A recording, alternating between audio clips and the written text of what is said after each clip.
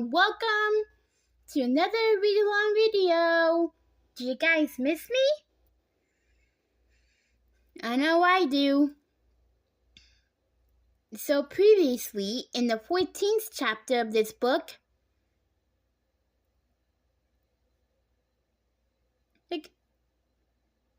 everyone was enjoying the trio play their music. Even Marcy Maxson and Luke was selling EPs and CDs. And we're about to go over to the 15th chapter of this book and see what happens next. Chapter 15. The following afternoon, the girls were in the kitchen helping get ready for Harley, Jackson, and Luke, who were all coming over to watch the segment air. Their mom and dad were in the living room, arranging chairs in front of the TV. Did Marcy tell you what time it will be on? Ava asked Alice as she dumped popcorn into a big bowl. Towards the end of the half hour, Alex replied. Ava knew her sister well enough to see how nervous she was. Ava heard a tap at the kitchen door and went to open it. It was Coach Brian, along with Jamala and Shane.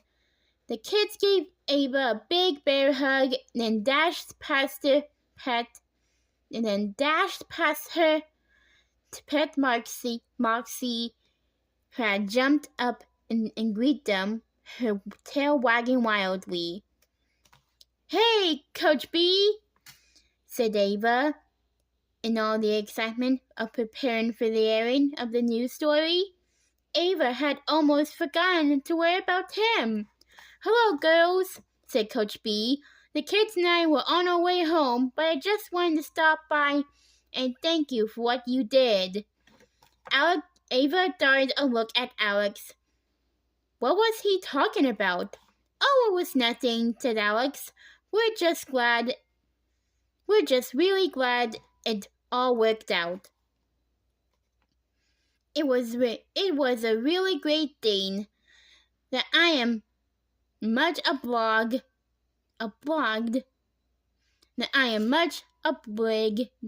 he insisted. He shook each girl by the hand.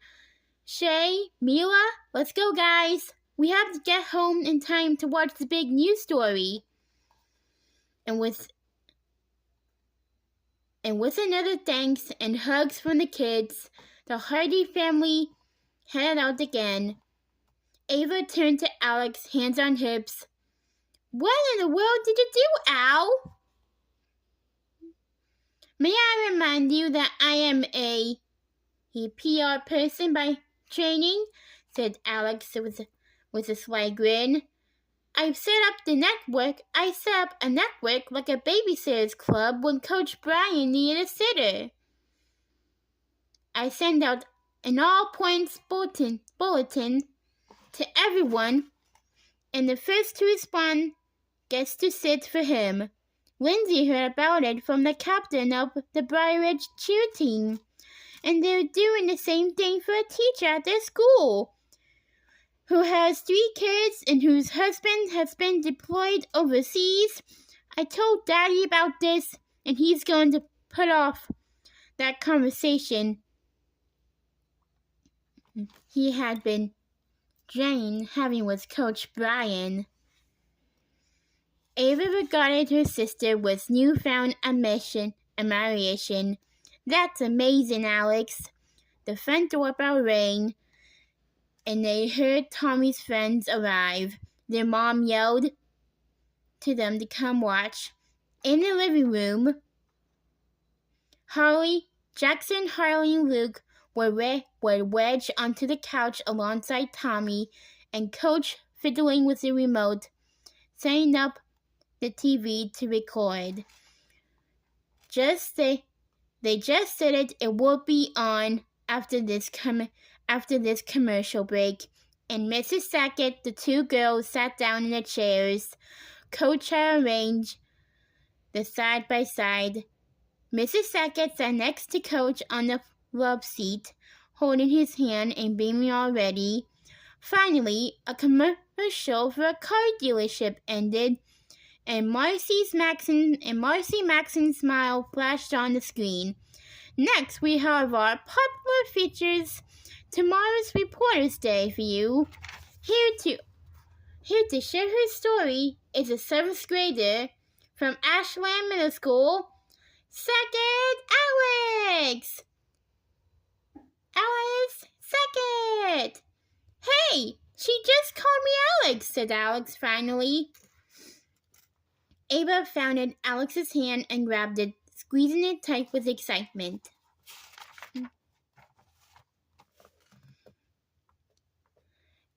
Alex's message flashed on screen, and everyone cheered quickly, and then hushed up to listen. Ava marveled at how poised and photogenic Alex appeared. She really was a natural. Alex introduced herself as an identical twin with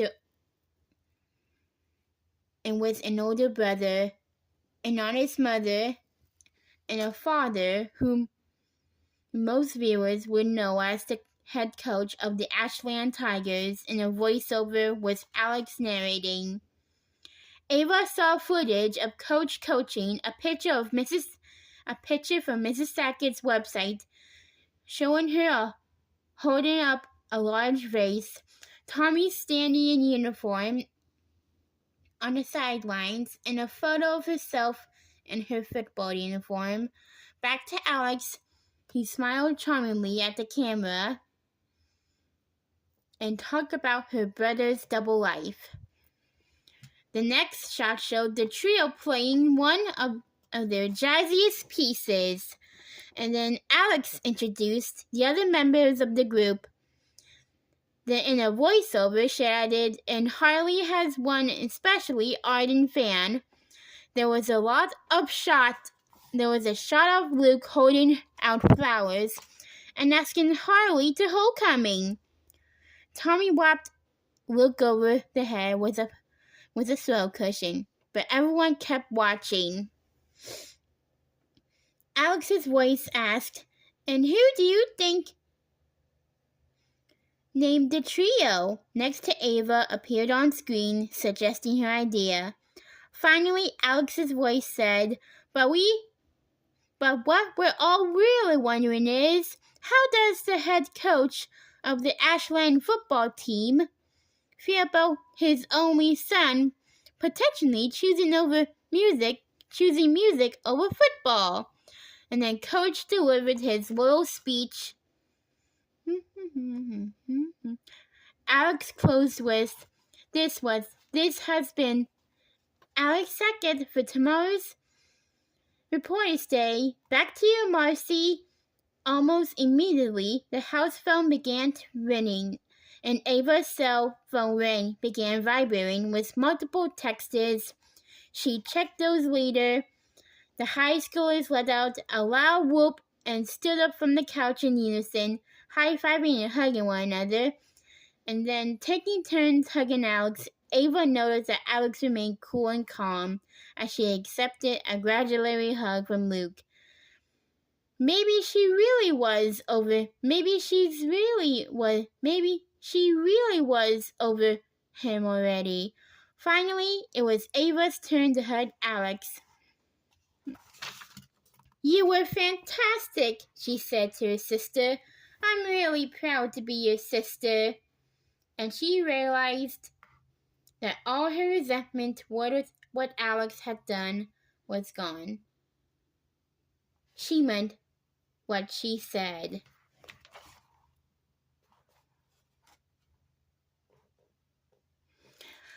Wow. Well, the final chapter is coming tomorrow, everyone. Sit back, cling onto your seats, and be prepared as I read you the next chapter, which is the final chapter of this book, tomorrow. This is me, Hannah Payne, signing off, and I'll see you tomorrow.